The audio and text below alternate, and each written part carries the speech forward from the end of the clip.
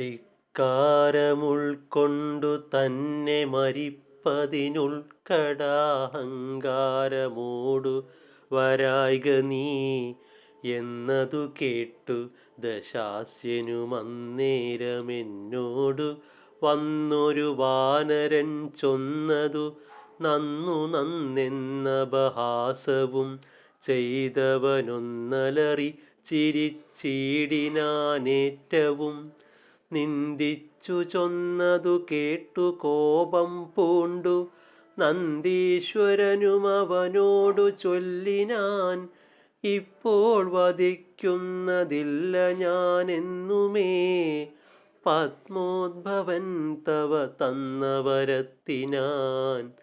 വാനരനെന്നു നീ നിന്ദിച്ച കാരണം വാനരന്മാരാൽ വരും കുലനാശവും ദേവദ്വിജേന്ദ്രന്മാരെ പീഡിപ്പിച്ചിനി കേവലമായുർവിനാശം വരികതേ എന്നു നന്ദീശ്വര ശാപമുണ്ടായതുമൊന്നുമറിഞ്ഞീല രാക്ഷസരാജനും.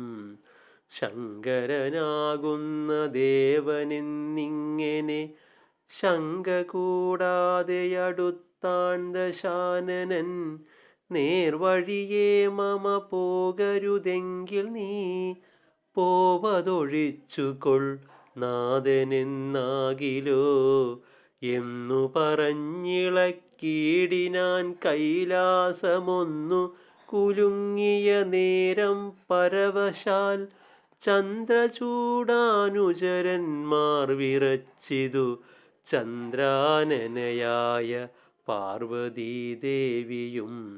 ആടൽ പൂണ്ടോടി വിയർത്തു ഭയം പൂണ്ടു ഗാഢമാലിംഗനം ചെയ്തരുളിയിടിനാൻ.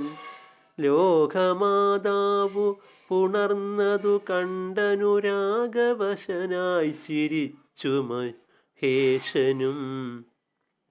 ലോകമാതാവു പുണർന്നതു കണ്ടനുരാഗവശനായി ചിരിച്ചു മഹേശനും. ചാരുപദാംഗുഷ്ടമൂന്നിക്കളിച്ചതു നേരമുറച്ചിതു കൈലാസശൈലവും. കൈകസീപുത്രനും ശൈലമിളക്കിയ കൈകളിരുപതും പർവ്വതം തന്നെ കീഴായി ഞെരുങ്ങിച്ചമഞ്ഞതു കാരണമൂഴിയുമാതിയും